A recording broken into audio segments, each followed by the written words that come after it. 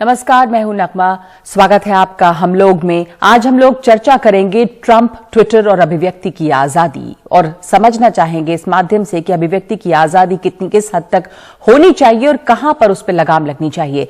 पहले अमेरिकी राष्ट्रपति ट्रंप के अकाउंट को ट्विटर ने 12 घंटे के लिए सस्पेंड किया। उसके बाद ट्विटर ने उनके अकाउंट को स्थायी रूप से प्रतिबंधित किया। फिर राष्ट्रपति चुनाव के कैंपेन के लिए बनाए गए उनके ट्विटर अकाउंट को सस्पेंड किया गया। और ट्रंप का जो व्यक्तिगत ट्विटर हैंडल है @RealDonaldTrump, जो उनके तमाम तरह की राय व्यक्त करने का सबसे बड़ा माध्यम रहा, उनका मेगाफोन कहलाता रहा, उसे भी सस्पेंड किया गया। ट्रंप ने इसके बाद यह आरोप लगाया है कि ट्विटर फ्री स्पीच को बैन कर रहा है, उस पर प्रतिबंध लगा रहा है, और डेमोक्रेट्स और रेडिकल लेफ्ट जो है उसके साथ ट्विटर साठगांठ कर उन्हें चुप कराने की कोशिश कर रहा है। डोनाल्ड ट्रंप ने यहां तक कहा कि वो अपना खुद का सोशल मीडिया प्लेटफॉर्म बनाएंगे। इस प्रतिबंध के पहले अमेरिकी लोकतंत्र ने एक अप्रत्याशित नजारा भी देखा। ट्रंप समर्थक कैपिटल हिल पर जमा हुए, भीड़ अमेरिकी संसद में घुस आई और हिंसा में लोग मारे तक गए। इस हिंसा के बाद डेमोक्रेट 20 जनवरी का इंतजार तक करने को अब तैयार नहीं है, जब सत्ता का आधिकारिक तौर पर हस्तांतरण होना है, यानी कि जब जो बाइडेन राष्ट्रपति बनेंगे। अब डेमोक्रेट्स ये चाहते हैं कि राष्ट्रपति जल्द से जल्द ऑफिस खाली करे और उन पर दोबारा राष्ट्रपति पद का चुनाव लड़ने से रोक लगाई जाए। इसकी तैयारी हो रही है। नैंसी पेलोसी, जो स्पीकर है अमेरिकी कांग्रेस की, उन्होंने ये कहा है।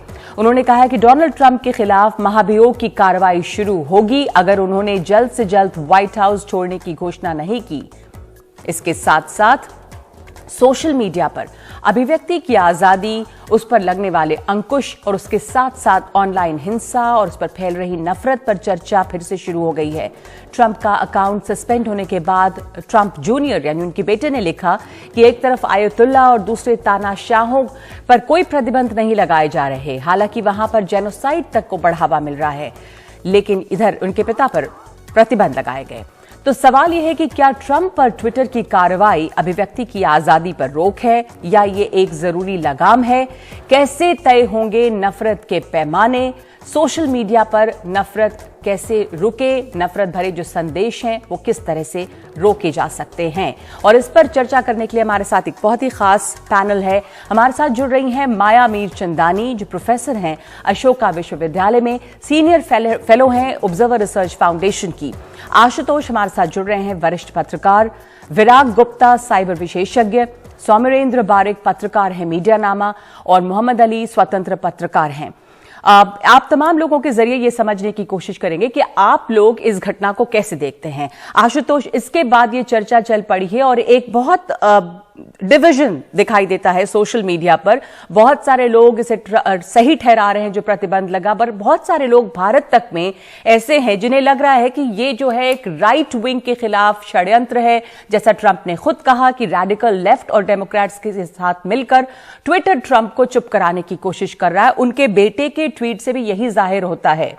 तो ये जो समाज में भी एक बहुत बड़ा विभाजन है, वो देखकर इस घटना के बाद भी वही सामने आ रहा है।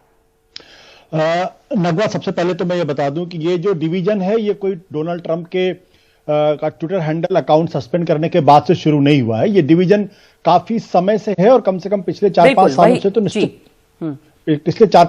तो निश्चित तौर पर बिल्कुल साफ और स्पष्ट दिखाई पड़ता है। दूसरी बात, ये जो दक्षिण पंथ की तरफ से ये बार बार कहा जाता है कि भाई ये जो ट्विटर हैंडल है या सोशल मीडिया है, उनके बोलने की आजादी पर एक तरीके से प्रतिबंध लगाता है, तो मुझे लगता है इससे बड़ा झूठ तो हो ही नहीं सकता है कि जो दक्षिण पंथ का पूरा उभार है, अगर आप उसको ध्यान से देखेंगे तो सोशल मीडिया पर और ट्विटर पे, फेसबुक पे, इंस्टाग्राम पे, जितने भी इनके प्लेटफॉर्म हैं, उस प्लेटफॉर्म पे आप एक शब्द लिखिए और उसके बाद आपको पता चल जाएगा कि दक्षिण पंथ आपको किस तरीके से और कैसे कैसे दौड़ा के आपको गालियां देता है और किस किस तरीके से आपको शेम करता है। तो अगर उनकी तरफ से इस तरीके का कोई आरोप लगता है तो मुझे उसमें कोई हैरानी की बात नहीं है। तीसरी बात, जो लोग भारत के अंदर एक बहुत बड़ा तबका है जो खड़े होकर ये कह रहा है कि देखिए आजादी, ये वाणी की स्वतंत्रता पर एक बहुत बड़ा हमला है, और ये कौन तय करेगा कि वाणी की फ्री स्पीच की सीमा क्या होगी, किसका अकाउंट फ्रीज होगा, किसका अकाउंट फ्रीज नहीं होगा। मैं तो एक बहुत छोटा सा सवाल खड़ा करता हूं कि आज की तारीख में एक अखबार में खबर छपी है जिसपे लिखा हुआ है कि देश के प्रधानमंत्री के बारे में किसी ने सोशल मीडिया पर गो एयर के एक पायलट ने कुछ टिप्पणी की थी और उसके बाद से उसको नौकरी से बर्खास्त कर दिया गया। तो क्या यह वाणी की स्वतंत्रता सिर्फ यही तक है कि आप डोनाल्ड ट्रंप का अकाउंट अगर आप फ्रीज हो जाता है तो वाणी की स्वतंत्रता पर हमला होता है, लेकिन अगर अपने देश के अंदर अगर कोई व्यक्ति देश के प्रधानमंत्री पे कोई टिप्पणी कर देता है तो नौकरी से बर्खास्त हो जाता है, फिर उसकी वाणी की स्वतंत्रता नहीं होती। और मैं आज आपको यह कहना चाहता हूं कि कृपया करके अभी आप इसी वक्त मोदी जी के बारे में कोई टिप्पणी अपने सोशल मीडिया अकाउंट पर लिखिए और उसके बाद आपको फौरन पता चल जाएगा कि वाणी की स्वतंत्रता कितनी है कितनी नहीं है।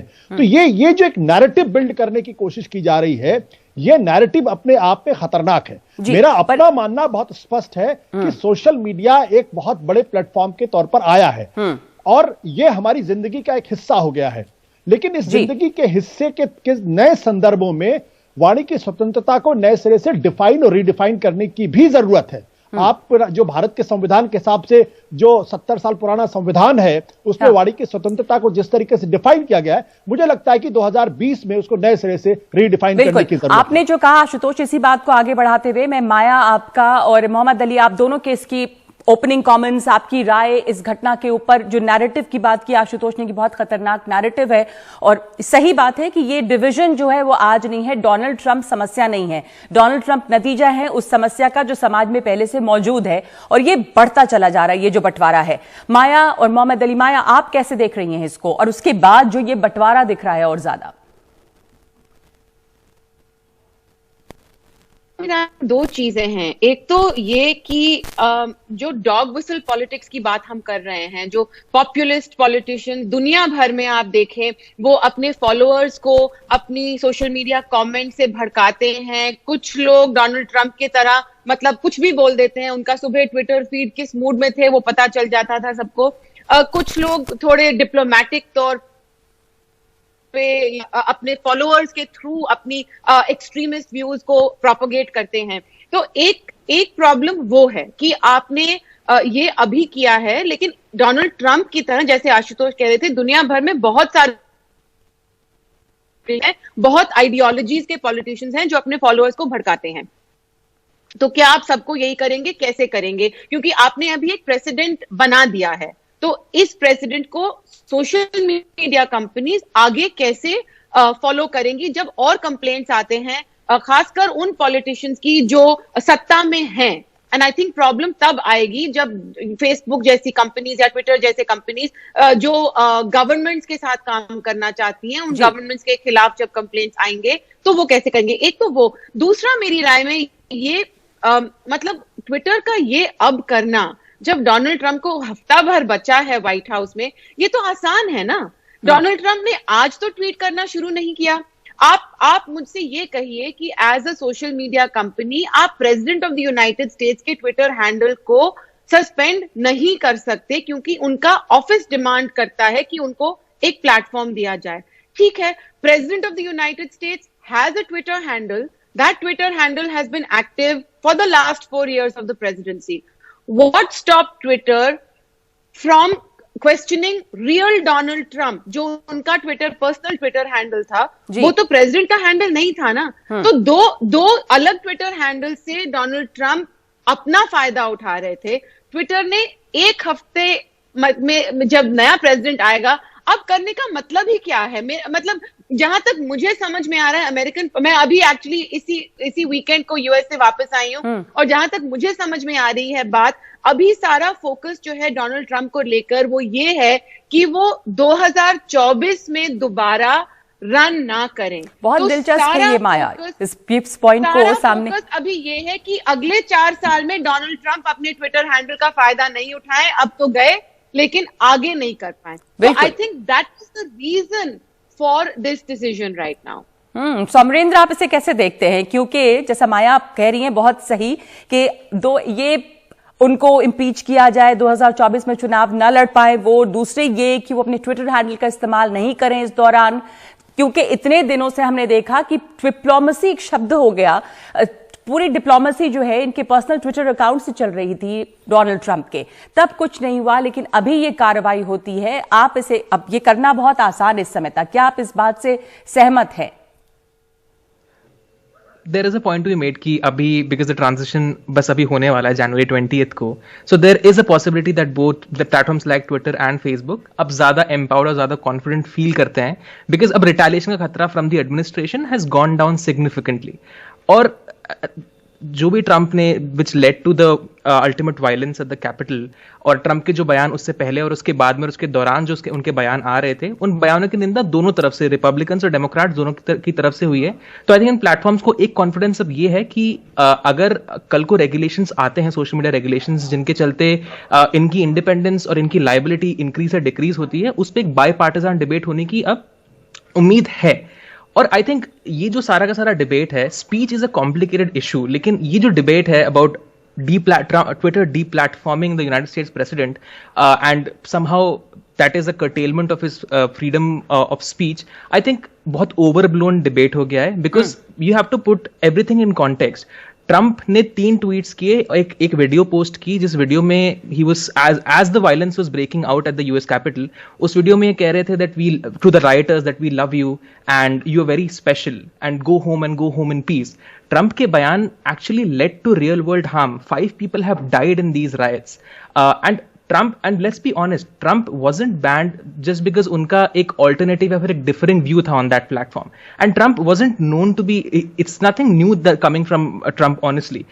It was only because perhaps for the first time उन्होंने ऐसे कुछ बयान दिए, और उनके बयानों से, और फिर ट्विटर ने जब आंकलन किया उनके प्लेटफॉर्म पे किस किस्म की चीजें ट्रांसमिट हो रही थी इन बयानों के बाद, तो उन्होंने ये भी देखा कि जनवरी 17 को भी 3 days before the ultimate transition suppose to happen, जनवरी 17 को भी एक second wave of attacks were being planned, and they felt that if Trump and his statements continue to be to exist on Twitter, then that might lead to even more problem and more incitement of violence. So I think banning Trump at this point in time Twitter की तरफ से एक ठीक decision था।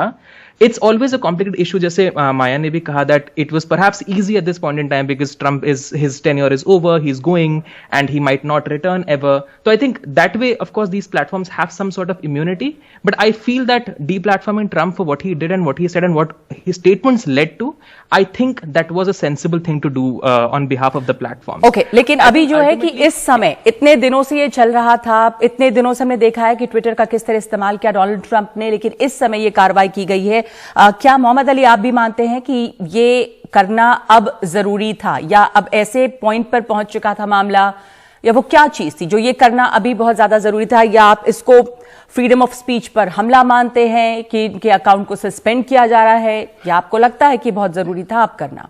देखिए Nagma, freedom of speech एक absolute concept दुनिया में एग्जिस्ट नहीं करता, even though we have come to evolve absolutist perspective on freedom of speech. तो freedom of speech के context हैं, freedom of speech एक cherished ideal इसलिए है ताकि freedom of speech से democracy को बढ़ावा मिले, और freedom of speech allow करेगा unrestrained exchange of ideas by people, because people are supreme in a democracy. So freedom of speech जरूरी होता है ताकि वो डेमोक्रेसी को प्रमोट करे। तो इस कॉन्टेक्स्ट में ये देखिए आप, ट्रंप जब से वो आए, जब से वो प्रेसिडेंट बने यूनाइटेड स्टेट्स के, तब से वो उस फ्रीडम ऑफ स्पीच को डेमोक्रेसी को रिजेक्ट करने के लिए, डेमोक्रेसी को थॉट करने के लिए यूज कर रहे हैं। इनफैक्ट यही नहीं, आप देखिए ना, जिस तरह से ट्विटर पे वो हमेशा से प्रेस को एनिमी ऑफ द स्टेट बोलते रहे हैं, और उसकी वजह से अमेरिका के पत्रकार जो है वो गार्ड्स लेके घूमते हैं। Journalist were no longer safe under Trump, so he used this idea to attack on democracy itself. तो हम ये आर्गुमेंट कब तक चलाते रहेंगे कि हाँ हमको फ्रीडम ऑफ एक्सप्रेशन चाहिए क्योंकि हम डेमोक्रेसी को मारना चाहते हैं जी? तो this can't be used. It's a very contradictory argument by anyone, be it extreme left, extreme right. हाँ, मैं ये जरूर मानता हूं कि ट्विटर ने जो ये कदम उठाया है ये बहुत लेट रहा है, और ये इसलिए भी किया बिकॉज अमेरिका में लोग बहुत शॉक्ड हैं। ये अमेरिकी इतिहास में कोई इमेजिन नहीं कर सकता कि जो सिंबल ऑफ अमेरिकन डेमोक्रेसी है कैपिटल हिल, उस पर ऐसे अटैक होगा। और यही नहीं, ये जो अटैक था ये उतना ज्यादा वायलेंट था जिसकी लोग कल्पना नहीं कर सकते। कैपिटल हिल के बगल वाले ब्लॉक से फेडरल इन्वेस्टिगेटर्स को बॉम्ब और गन से भरा एक ट्रक मिला। So what I am saying is that we can not use this idea, freedom of speech, to attack on democracy itself. Freedom of speech is not an absolute concept. So, I mean, as far as you asked for my opening statement, and that's why I'm saying that it's a late decision by Twitter, and but I think it was important. Mohammed Ali, जैसे आप कह रहे हैं कि ये एक देर से लिया गया फैसला है, might have used this to increase to start more violence ahead of Biden's inauguration. बिल्कुल, बहुत। और इसका जो कानूनी पहलू है, मैं इस चर्चा पे वापस आऊंगी कि फ्रीडम ऑफ स्पीच जो है वो किस हद तक और कहां पर कितनी आपकी जवाबदेही सोशल मीडिया की होनी चाहिए, कहां इस पर लगाम लगनी चाहिए, किस तरह नफरत और हिंसा फैलाने के लिए सोशल मीडिया प्लेटफॉर्म्स का इस्तेमाल हो रहा है। व्हाट्सएप खुद बहुत बड़ा इसकी मिसाल है। लेकिन विराग गुप्ता, इस पर कानूनी पहलू जो है वो क्या है, इस पर एक समान नीति क्या हो, इस पर कानून क्या है, सोशल मीडिया प्लेटफॉर्म्स जो हैं वो किस हद तक जवाबदेह हो सकती हैं इस तरह के बयानों के लिए, भड़काऊ स्टेटमेंट्स के लिए? नगमा, जहां से मोहम्मद अली जी ने अपनी बात खत्म की थी वहां से मैं चालू करता हूं कि जब वो बोलते हैं कि लेट डिसीजन है, कि डिसीजन नहीं है। जैसे भारत में जब किसी की सरकार बनने लगती है तो विपक्षी पार्टियों के एमएलए और एमपी आके ज्वाइन कर लेते हैं जी। तो ये बेसिकली नई सत्ता के साथ ट्विटर और सोशल मीडिया की एक ये नई साठगांठ है और इसमें कोई डिसीजन नहीं है। अब अगर आपका जो आज टॉपिक है ट्रंप, ट्विटर और अभिव्यक्ति की आजादी, अगर मैं तीनों को एक साथ जोड़ूं तो ट्रंप विश्व के सबसे ताकतवर आदमी आज भी हैं, वो आज भी राष्ट्रपति हैं, विश्व के सबसे बड़े ताकतवर देश के राष्ट्रपति। और उनके इलाके में जो कंपनी रजिस्टर्ड की गई है ट्विटर, उस कंपनी ने उनको अपने प्लेटफॉर्म से बेदखल कर दिया है। ट्विटर एक इंटरमीडियरी है भारत के कानून के तहत, सेक्शन 79 के तहत, और एक इंटरमीडियरी को माना जाता है जैसे गांव का एक पोस्टमैन हो। और वो पोस्टमैन सारी कंपनियां हैं, फेसबुक, गूगल, ट्विटर, अमेजन, सारी कंपनियां हैं। और वो पोस्टमैन धीरे धीरे इतना बड़ा जमींदार बन जाए, और इतना बड़ा जमींदार बन जाए कि जिसने उसको पोस्टमैन बनाया उसको बेदखल कर दे। ये आज ट्विटर ने दिखाया है, ये सोशल मीडिया की ताकत है। और उसको अगर हम भारतीय दर्शन के हिसाब से देखें, जिन सीढ़ियों से चढ़ते उन्हीं सीढ़ियों से उतरना पड़ता है। तो ट्रंप जैसे नेता सोशल मीडिया के प्रोडक्ट थे और सोशल मीडिया के माध्यम से उनका समापन हुआ। अब आते हैं अभिव्यक्ति की आजादी। तो अभिव्यक्ति की आजादी भारत के जो संविधान में अनुच्छेद 19 में दी गई है, और इसमें दो पहलू हैं। पहला, इसमें रीजनेबल रिस्ट्रिक्शन सिर्फ संसद ही लगा सकती है, और दूसरा, अभिव्यक्ति की आजादी कितनी होगी कितनी नहीं होगी ये भारत की अदालतें तय करेंगी। लेकिन जो ट्विटर जैसी कंपनियां हैं, अगर आप इनको 400 साल पहले के इतिहास से देखें तो इसको आप ईस्ट इंडिया कंपनी से कंपेयर कर सकते हैं। ईस्ट इंडिया कंपनी को ब्रिटिश संसद ने बनाया और वो इतनी पावरफुल हो गई कि बाद में ब्रिटिश संसद को खत्म करके और भारत में सीधे ब्रिटिश शासन का शुरुआत हुई। इसी तरीके से ट्विटर, फेसबुक और गूगल इतनी पावरफुल हो गई हैं कि अमेरिका में इनके खिलाफ, मोनोपोली के खिलाफ तमाम तरीके के मुकदमे चल रहे हैं, इनको मोनोपोली खत्म की जाए। लेकिन एक जो सबसे बड़ा विरोधाभास है और जहां पर भारत के लिए सबसे बड़ी अपॉर्चुनिटी है कि ये इंटरमीडियरी कंपनियां भारत में और पूरे विश्व में पोस्टमैन होने के नाते अनेक वो एग्जामिनेशन लेते हैं। वो कहते हैं हमारी तो कोई जवाबदेही है ही नहीं। भारत में ये कंपनियां, हमने पिछले 3 सालों से भारत सरकार को हम रिप्रेजेंटेशन भेज रहे हैं, भारत में ये कंपनियां 20 लाख करोड़ का सालाना कारोबार करती हैं, जिसमें झूठ, फरेब, बोगस अकाउंट, ये सारी चीजें शामिल हैं। इस 20 लाख करोड़ के कारोबार से भारत को 5 लाख करोड़ की टैक्स की आमदनी का नुकसान होता है। ये भारत के परिवेश में ये महत्वपूर्ण है, ये उपनिवेशवाद की दृष्टि से महत्वपूर्ण है। और ये कंपनियां भारत में बोलती हैं कि हम कोई भी एक्शन लेंगे, वो चाहे पोर्नोग्राफी के खिलाफ हो, चाहे हेट स्पीच के खिलाफ हो, चाहे आतंकवाद के खिलाफ हो, तो उनको कहती हैं कि हमें कोर्ट का ऑर्डर चाहिए। सवाल ये है कि ट्विटर की जो एक अपनी पॉलिसी है वो अमेरिका और भारत में एक है।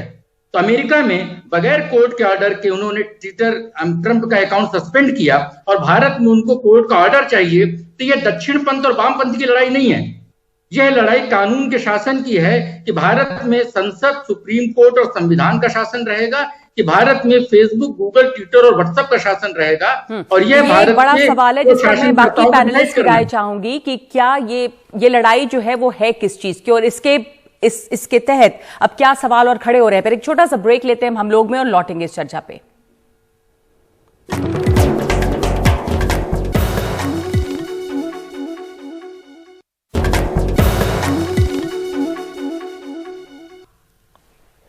आप देख रहे हैं हम चर्चा कर रहे हैं ट्रंप, ट्विटर और अभिव्यक्ति की आजादी। दरअसल ट्विटर ने अमेरिकी राष्ट्रपति डोनाल्ड ट्रंप के ट्विटर अकाउंट को सस्पेंड किया और उसके बाद से ये उनकी तरफ से आलोचना हो रही है कि ये अभिव्यक्ति की आजादी जो है उसके ऊपर रोक है, प्रतिबंध लगाया गया है। बहुत लोगों का मानना है कि ये कार्रवाई पहले होनी चाहिए थी। माया, आपने काफी काम किया है, आपका रिसर्च है इस पर, काउंटरिंग वायलेंट एक्सट्रीमिज्म पे, और किस तरह सोशल मीडिया प्लेटफॉर्म का इस्तेमाल किया जाता है हिंसा भड़काने के लिए, भड़काऊ भाषण, हिंसक शब्दों का इस्तेमाल।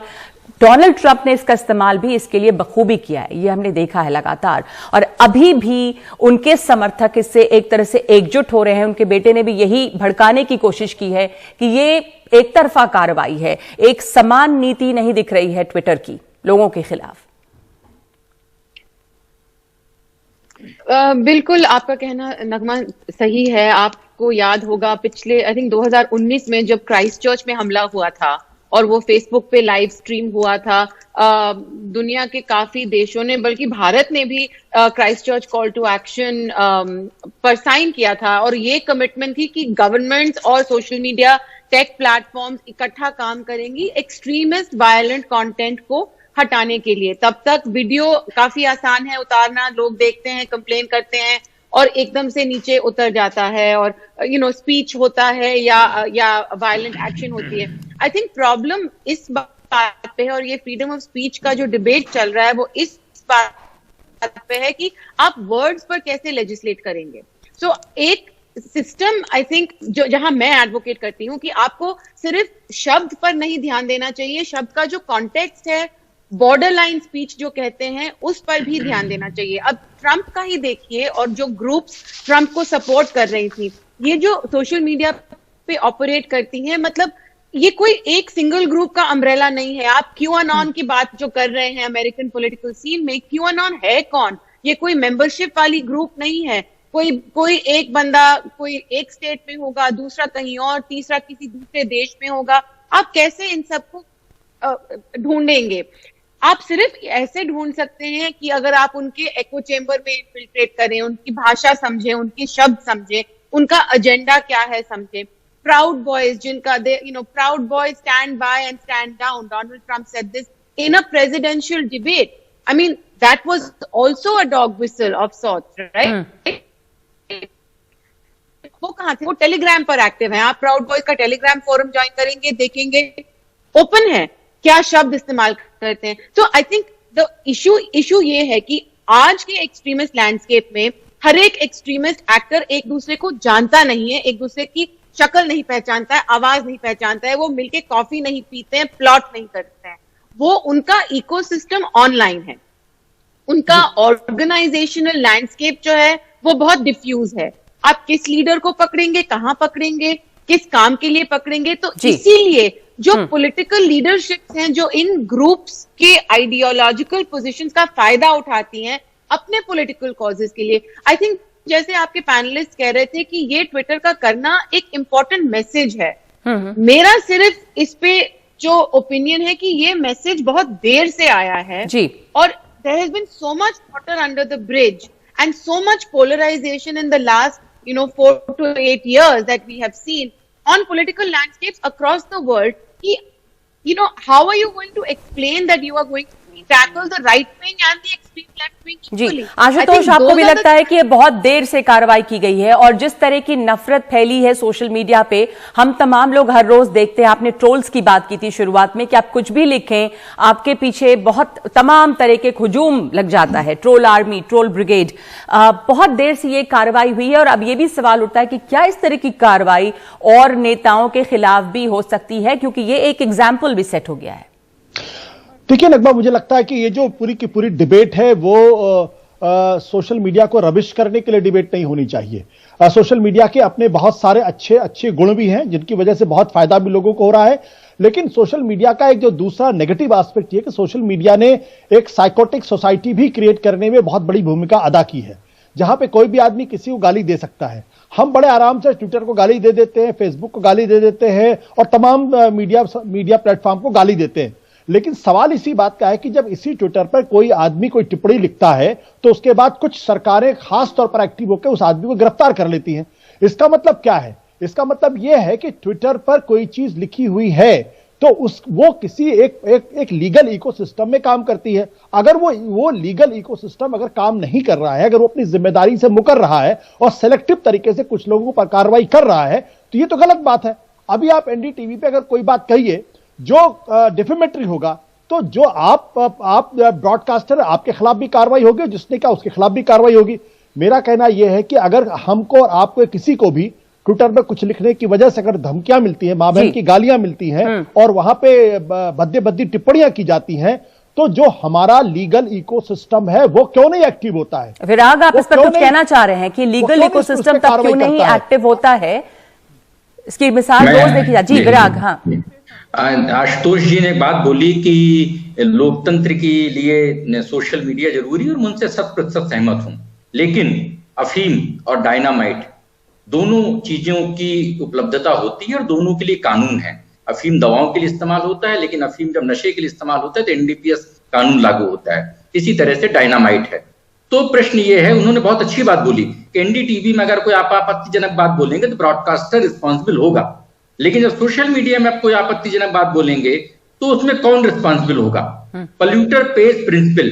क्योंकि 30% इनके जो सब्सक्राइबर्स हैं फेसबुक और ट्विटर के, इनके खुद के अनुमान के अनुसार 8 से 10% लोग फर्जी हैं। इंडस्ट्री के सोर्सेज के हिसाब से 30% लोग फर्जी हैं।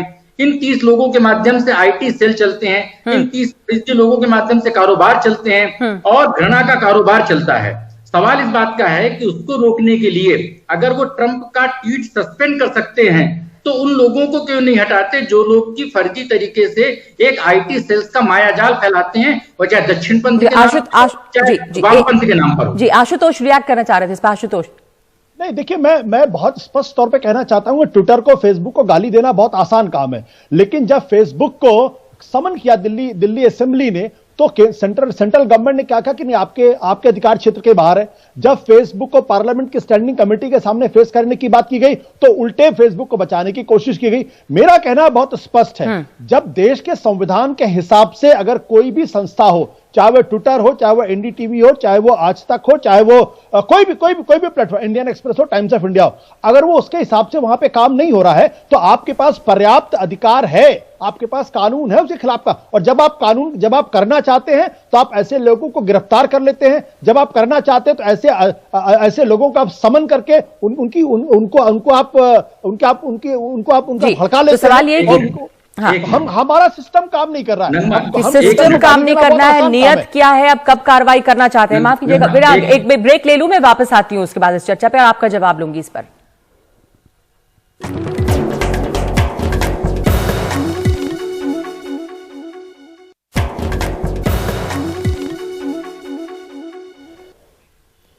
आप देख रहे हैं हम लोग और हम चर्चा कर रहे हैं कि सोशल मीडिया पर एक अभिव्यक्ति की जो आज़ादी है उसके ऊपर किस तरह के अंकुश भी होने चाहिए। विराग, आप कुछ इस पर, जो हमारी पहली चर्चा थी उस पर आप रिएक्ट करना चाह रहे थे, उसके बाद मैं बात आगे बढ़ाऊंगी।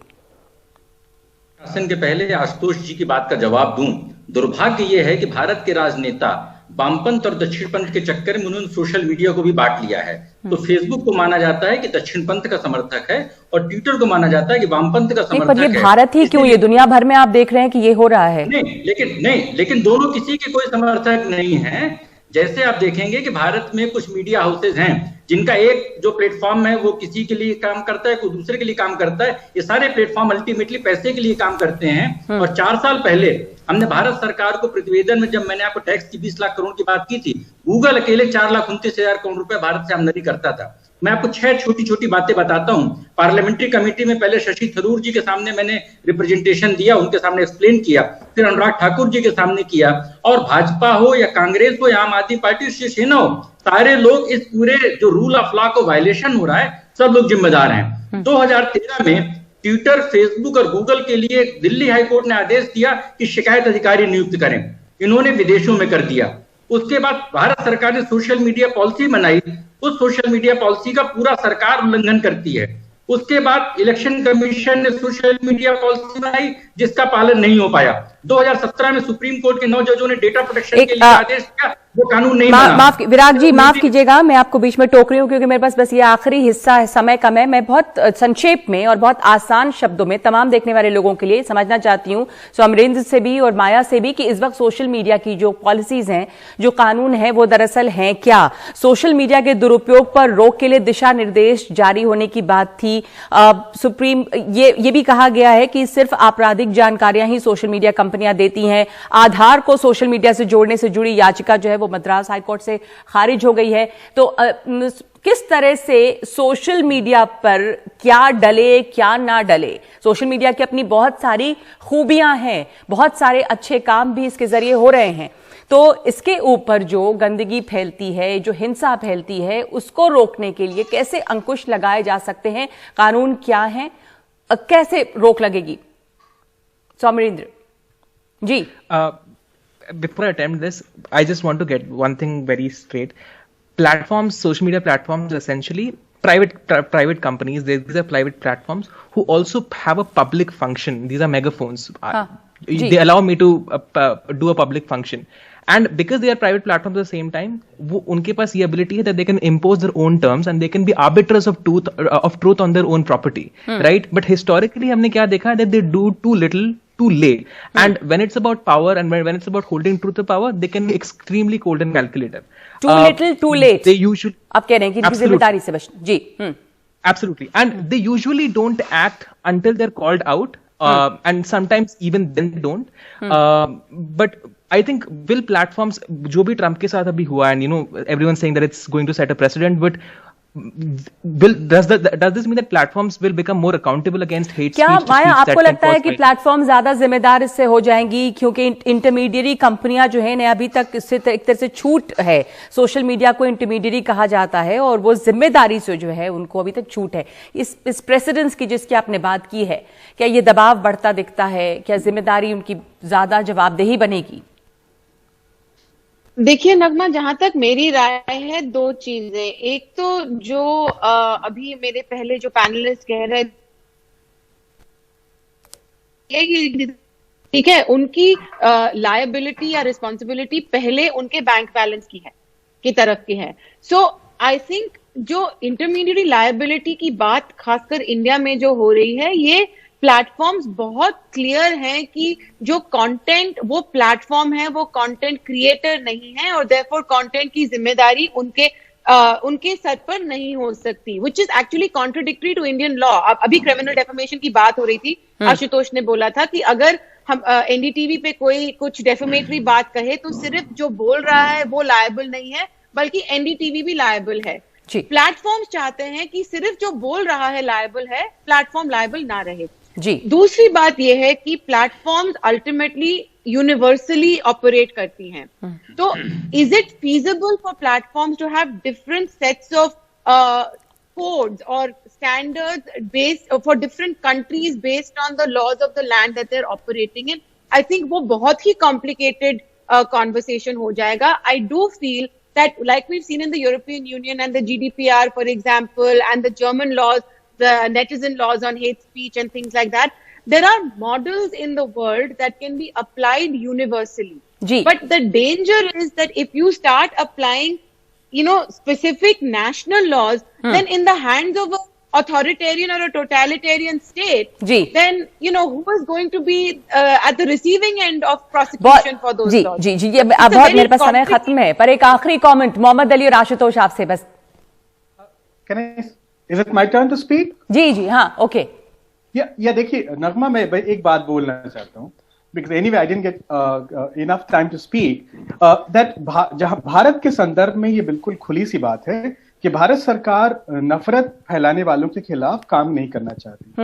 And the biggest reason is that Facebook and Twitter they are working in alliance with the government. And Wall Street Journal की स्टोरी भी आप सामने आई थी कि किस तरह से फेसबुक एक एम्प्लॉय थी, अंकी दास, she was and she had said, and also many others, inside Twitter and Facebook especially, was told that Bharat में जो प्लेटफॉर्म्स पे इतनी नफरत फैल रही है, हम उसको अंकुश नहीं लगाएंगे।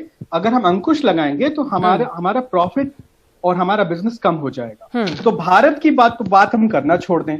भारत में अगर सरकार नफरत के खिलाफ काम करना चाहती तो बहुत पहले कर चुकी होती। वन सेकेंड, जो दिल्ली में दंगे हुए थे उसमें फेसबुक became a platform. जी बिल्कुल। The Reuters used Facebook to Facebook Live। ठीक है।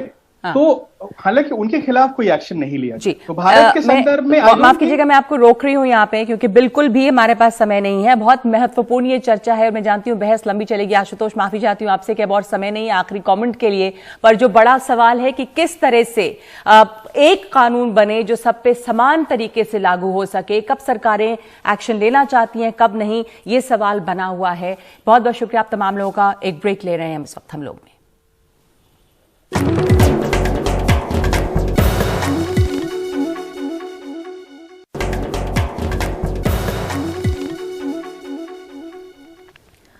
तो वाशिंगटन डीसी में जिस तरह की दंगे और हिंसा हुई और उसके बाद राष्ट्रपति डोनाल्ड ट्रंप का ट्विटर अकाउंट सस्पेंड किया गया, उसे देखकर उसके बाद प्रधानमंत्री मोदी ने भी अपनी प्रतिक्रिया दी और लिखा, वाशिंगटन डीसी में दंगों और हिंसा की खबर देखकर परेशान हूं। सत्ता का हस्तांतरण शांतिपूर्ण ढंग से होना चाहिए। लोकतांत्रिक प्रक्रिया को किसी गैर कानूनी विरोध के जरिए बिगड़ने नहीं दिया जा सकता।